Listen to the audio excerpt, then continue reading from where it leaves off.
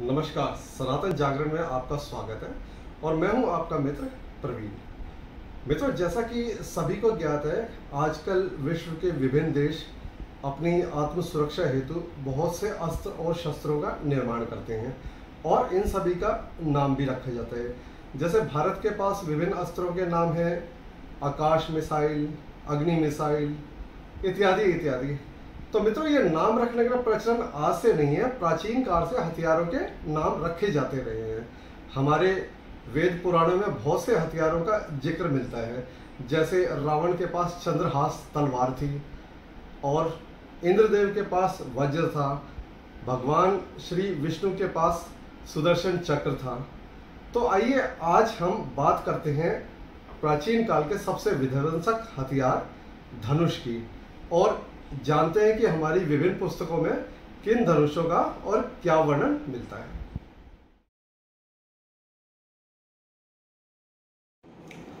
सर्वप्रथम बात देवादिदेव महादेव की। अब महादेव हैं तो धनुष भी सबसे शक्तिशाली उन्हीं के पास होगा। तो मित्रों, महादेव के धनुष का नाम था पिनाक। पिनाक धनुष सबसे शक्तिशाली धनुष था। कहते हैं कि इसकी प्रत्यंचा मात्र को छूने से तीनों लोकों में भूकंप का एहसास होता था। भगवान शिव ने एक ही तीर से त्रिपुरासुर की तीनों नगरियों का नाश कर दिया था। इतना शक्तिशाली था यह पिनाक धनुष। कहते हैं इसके बाद भगवान शिव ने यह धनुष इंद्र को दे दिया था। फिर आगे की कथा कुछ इस प्रकार है कि यह धनुष महाराज जनक के पूर्वजों के पास पहुंचा था और एक कथा के अनुसार यह वही धनुष था जिसको उठाकर भगवान श्री राम ने मां जानकी का वरण किया था। धनुष का नाम पिनाक होने के कारण भगवान शिव का एक नाम पिनाक पानी भी है।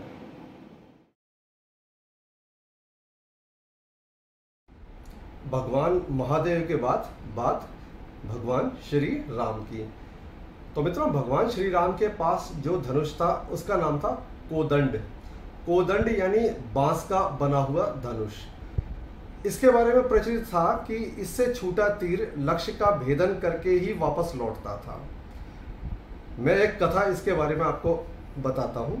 कहते हैं एक बार इंद्र के पुत्र जयंत के मन में यह अभिलाषा हुई कि क्यों ना भगवान श्री राम की शक्ति की परीक्षा ली जाए। तो उसने एक कौवे का वेश धारण किया और भगवान राम के पास आकर माता जानकी के पैर में चोंच मार दी। अब माता जानकी पीड़ा से करा उठी और रक्त बहने लगा। भगवान श्री राम को बहुत गुस्सा आया। उन्होंने तुरंत अपना धनुष कोदंड उठाया और तीर लक्ष्य की ओर करके छोड़ दिया, यानी जयंत के ऊपर बाण छोड़ दिया। अब यह बाण जयंत के पीछे लग गया। जहां जहां जयंत जाता वहां वहां बाण जाता। उसको इससे छूटने का कोई उपाय नजर नहीं आ रहा था। वह पहले अपने पिताश्री इंद्र के पास गया तो उन्होंने राम के भय से उसे अभय देने से मना कर दिया।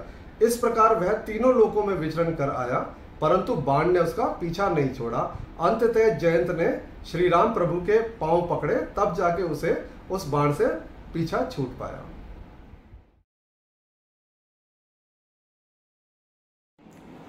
मित्रों, अब बात सबसे बहुचर्चित धनुष गांडीव की। गांडीव का निर्माण विश्वकर्मा जी ने देवराज इंद्र के लिए किया था।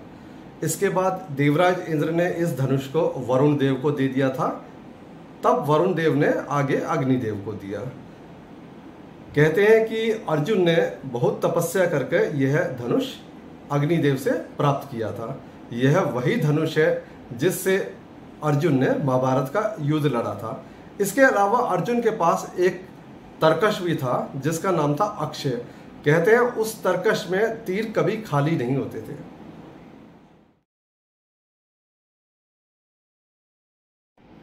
अब बात भगवान परशुराम जी के धनुष विजय की। भगवान शंकर ने यह धनुष महर्षि परशुराम यानी भगवान परशुराम को दिया था और भगवान परशुराम ने 21 बार धरती को क्षत्रिय विहीन किया था इसी धनुष और अपने फरसे की मदद से।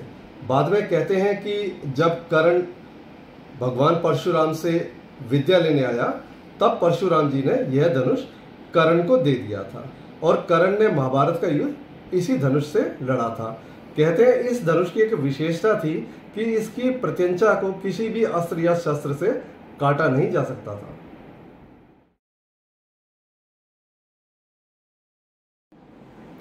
अब जब सारे धनुषों की बात हो गई तो भगवान विष्णु के धनुष को कैसे भूल सकते हैं। भगवान विष्णु जी के पास जो धनुष था उसका नाम था शारंग। शारंग यानी रंग बिरंगा, आकर्षक। द्वापर युग में भगवान श्री कृष्ण ने भी इस धनुष का उपयोग किया था। भगवान श्री कृष्ण ने इसी धनुष के सहायता से नरकासुर का वध किया था। तो मित्रों, ये थे प्राचीन काल के 5 सबसे शक्तिशाली धनुष। सनातन जागरण के आज के एपिसोड में इतना ही। आपको आज का एपिसोड कैसा लगा इसके बारे में मुझे कमेंट जरूर करें। मेरे चैनल को सब्सक्राइब करते रहें और आगे अपने मित्रों को शेयर करते रहें। जल्द ही एक नए एपिसोड में मुलाकात करेंगे। तब तक के लिए सनातन धर्म की जय हो।